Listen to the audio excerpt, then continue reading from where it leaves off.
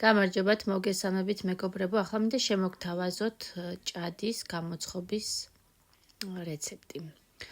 ავიღოთ 300 გრამი, დაახლოებით 300 გრამი ფქვილი, შეგიძლიათ მეტიც აიღოთ თქვენ. ამ შემთხვევაში გამოდის 8 ცალი. დავამატოთ ძალიან ცოტა სოდა და ნახევარი კოვზი მარილი, ეს ყველაფერი ერთმანეთში კარგად გადავურიოთ. და დაგვჭირდება თბილი შეგრილებული წყალი, დაახლოებით 250 გრამი, ამას თქვენ თვითონ შეხედავთ, რამდენი დაგჭირდებათ, მე მაგალითად დამჭირდა ეს ჭიქა მთლიანად. გააჩნია ფქვილის რაოდენობას. და შემდეგ უკვე უნდა მოვზილოთ ფქვილი, ნელ-ნელა ვუმატებ. ასევე შეგიძლიათ გამოიყენოთ თბილი ბორჯომიც. მე ამ შემთხვევაში არ მქონდა ბორჯომი და ჩვეულებრივად თბილი წყალი და ცოტა ოდენი, ძალიან ცოტა სოდა, ბევრი არ მოგივიდეთ, თორემ მისცემს თავისებურ გემოს სოდა და ასევე ფერსაც შეუცვლის.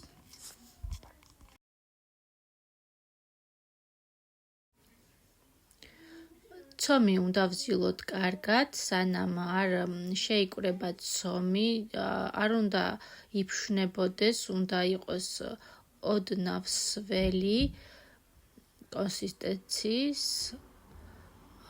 სასურველია დაახლოებით 5 წუთი რომ ვზილოთ.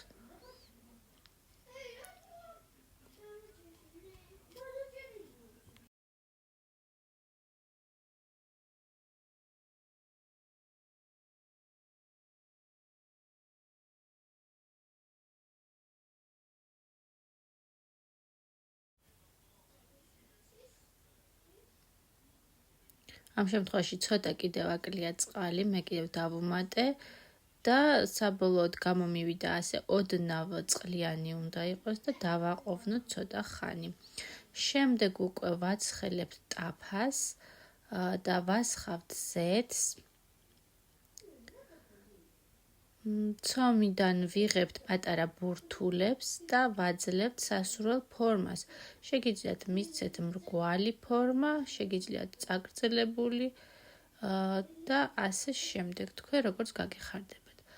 თქვენ როგორც ხედავთ, აქ ვაკეთებ მრგვალ ფორმას და შუაში თითით პატარა ნახრეთს უკეთებ. ამ ბოლო დროს რატომღაც ასეთი ფორმა მომწონს. თუმცა თქვენ შეგიძლიათ ნებისმიერი ფორმის ჭადი გააკეთოთ. აქვე მინდა გითხრათ, რომ შეგიძლიათ გამოიწეროთ ჩემი გვერდი და შემდეგ კიდევ შემოგთავაზებთ სხვა რეცეპტებსაც. ვაცდით, რომ კარგად დაიბრაწოს ერთი გვერდი, აი ასე უნდა შეწითლდეს ოქროსფრად და შემდეგ უკვე გადმოვატრიალოთ სათითაოდ ყველა. და ვაცადოთ, რომ შემდეგი გვერდიც, მეორე გვერდიც კარგად დაიბრაწოს. ზოგი აკეთებს მარილის გარეშეც, მაგრამ მე მიყვარს ცოტა მარილით, რადგან შეგიძლიათ ჭამოთ ყველის გარეშეც და იქნება ძალიან სასიამოვნო. სოდას ვუმატებ იმის გამო, რომ იყოს ცოტა ჰაეროვანი, სოდის გარეშე გამოდის შედარებით უფრო მძიმე ჭადი. აი დაიბრაცა მეორე მხარეც, ასეთი უნდა იყოს. და შემდეგ უკვე ამოვიღებთ ტაფიდან.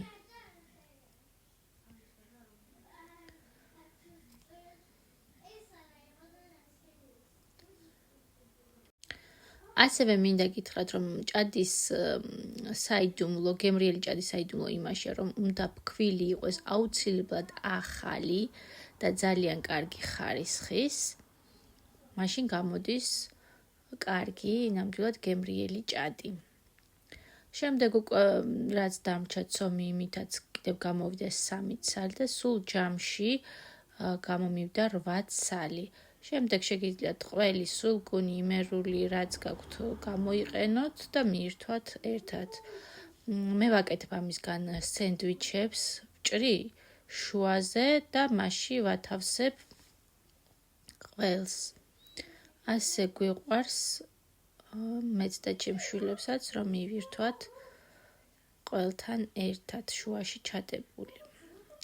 თქვენც გასინჯეთ და იმედია მოგეწონებათ.